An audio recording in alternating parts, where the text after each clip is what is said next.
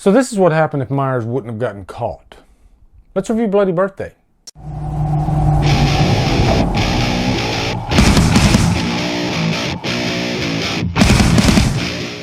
Bloody Birthday stars Lori Lethin, Julie Brown, Elizabeth Hoy, and is directed by Ed Hunt.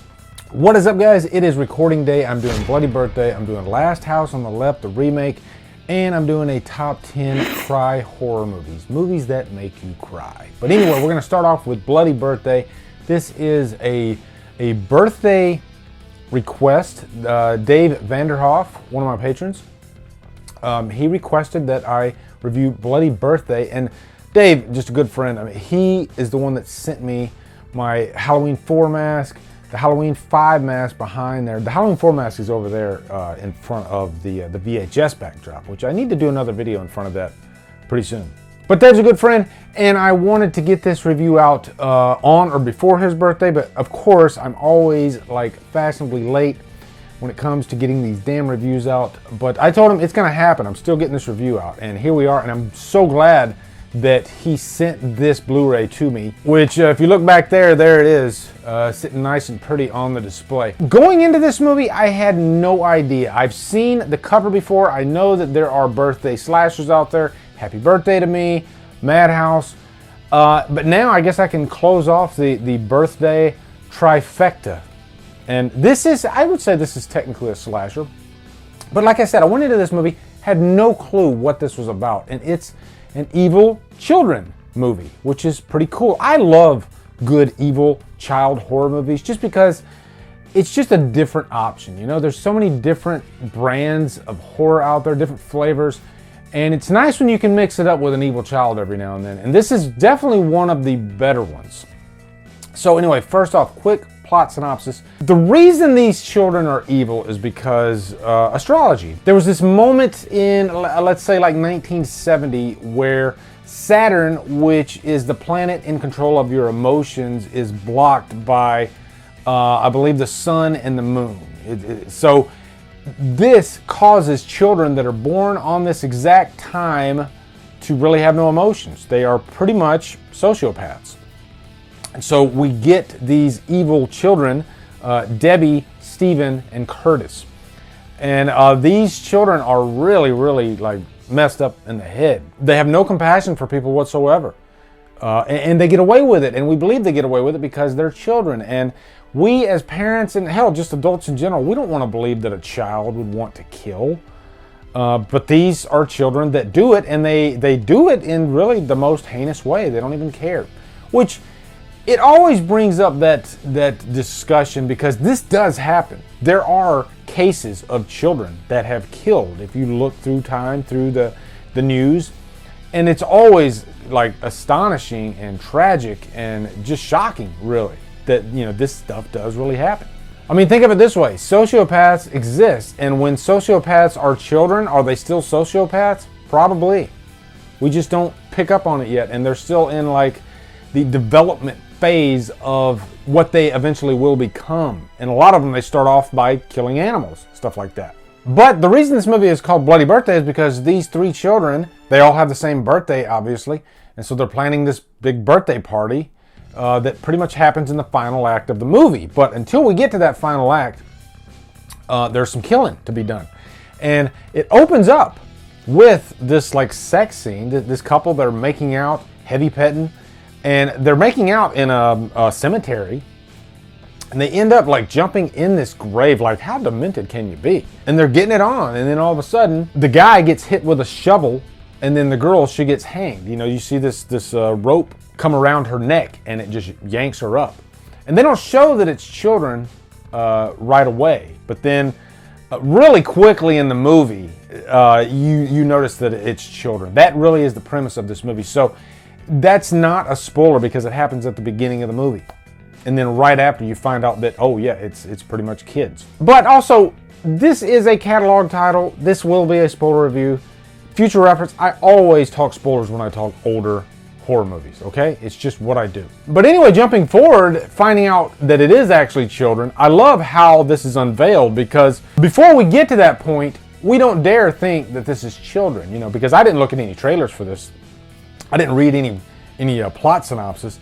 I just basically went in blind. And I kind of liked that I did that because I thought this was just going to be a normal birthday slasher. So when that couple gets killed at the beginning, I thought it was an actual, like a guy or a girl that killed him, a grown-up. But, you know, within the first act, you find out that it is children. And you have this, like, town sheriff, and his daughter is actually Debbie, who is one of the killers.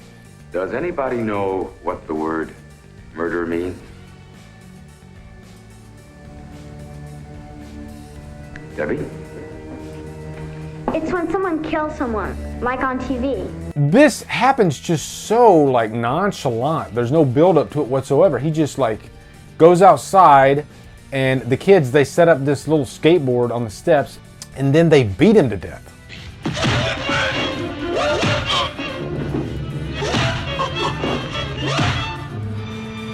And the mother, of course, doesn't, you know, pick up any signals that these kids actually killed the guy. Although he probably would have had some, like, bludgeon marks or something like that on his head, but we're still along for the ride. But one thing that's really creepy about that scene is Debbie, and you're going to hear me mention Debbie a lot because she is a really creepy kid. She just has a really creepy face. Cute little girl, but she just, you know, she sells it. I guess that's what I'm trying to say. This little actress did a great job of creeping me out, all right? When the dad is being killed, you know, she's kind of like the leader of the three, and she's just like standing there smiling, watching her own father get killed, which is pretty crazy. And most of this movie is filmed in the daylight, and if you really think about it, it makes sense because shooting movies with kids on movie sets, you can't usually shoot after a certain time. You can't shoot more than 8 hours. Sure, you can probably get away with shooting at night, but you're gonna get the most done during the day. So, like I said, most of this movie takes place during the day, and it's hard to make a horror movie really effective during the day, but I think they do a good job at it. Now, just because this is a children's horror movie doesn't mean that it doesn't have all those 80s tropes that we know and love about slasher movies, meaning nudity. There is tons of it in this movie, so if that's what you're looking for in these 80s slashers, this might have more than most of them, if I'm being honest. I mean, there's some pretty, like, explicit, I'm talking about, like, from, like, a sensual standpoint, like when couples are having a sex scene in a movie, you can tell if it's real or if it's fake. And it seems like in the 80s, it came off as real more than it didn't. And it makes you think that, like, I'm sure that there was probably some hooking up on these sets after, because in this movie, they came to play. Let's just put it that way. Whereas, like, today, in pretty much TV, horror movies, everything, and I don't know if that's because people are so afraid of catching diseases these days, maybe that's why, but there's no passion when it comes to, like, making out in movies these days. Do you notice that? It's just like faces mashing together and twisting a little bit. Am I getting weird on you? I knew this would happen. But also, there is some semi-big stars in this that I recognized. One, namely, being Julie Brown. And Julie Brown was a B-level actress back in the 80s and maybe 90s. But she had a stint there on MTV for a while. And it's funny because there were two Julie Browns back in the 80s on MTV. I guess they called it the West Coast Julie Brown and the East Coast Julie Brown. And one of them was black and one of them was white.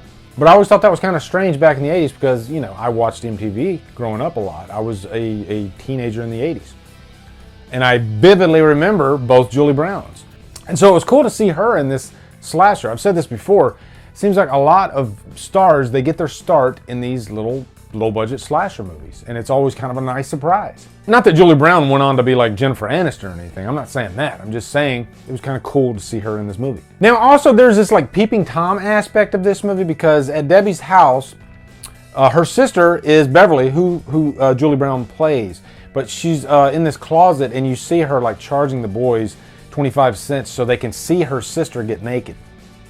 But that comes into play later because she also uses that to kill her victims, or at least try to kill them with an arrow. She puts an arrow in the hole and, you know, tries to shoot them. Now, really, our main two good guy characters in this movie is Joyce and her brother Timmy.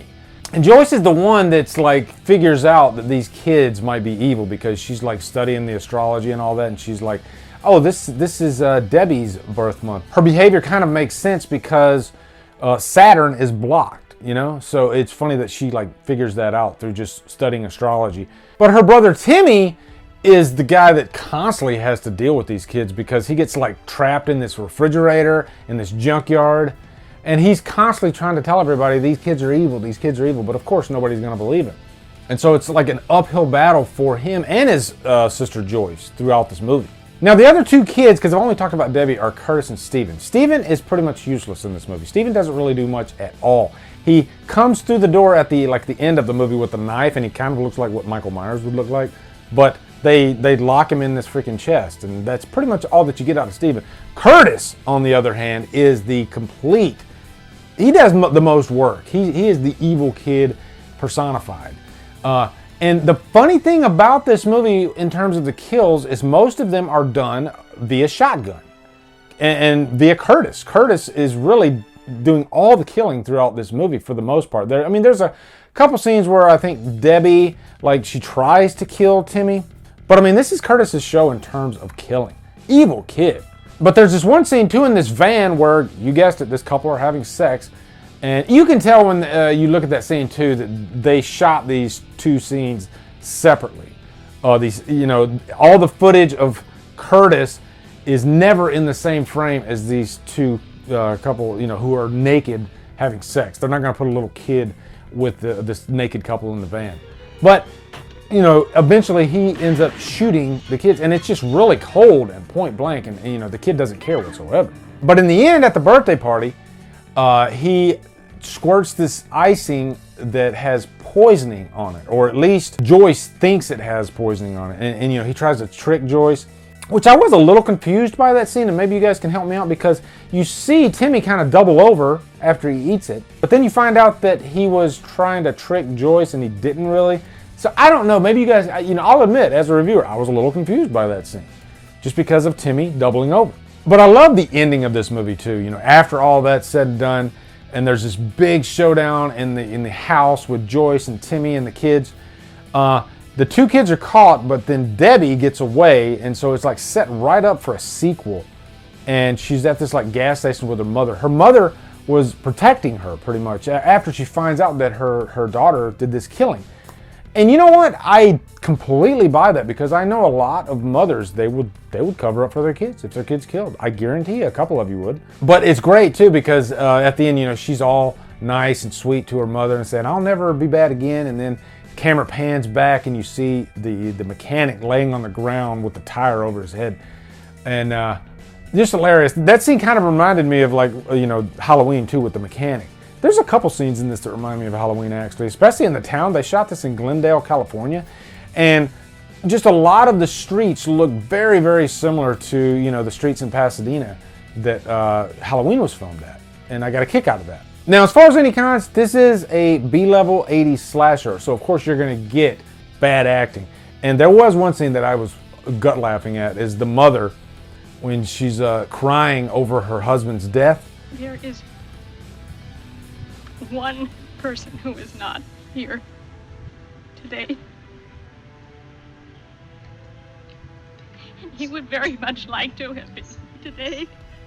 And this woman was giving it her all, but she just wasn't an actor whatsoever, and so it came off as really, really silly.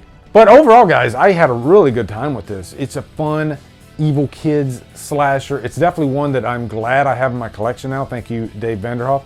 And giving it a purchase worthy for sure. Surprised me. A lot of fun. So anyway, guys, that's my review for Bloody Birthday. Let me know in the comments what you guys thought of this movie. Also, be sure to come over to Killer Flicks, where we talk horror all day and every day. And on Fridays, we do Free for All Fridays. Follow me at Drumdums on Facebook, Twitter, Instagram, and Letterboxd. Anyway, guys, thank you so much for watching. Have a great day. Drumdum out.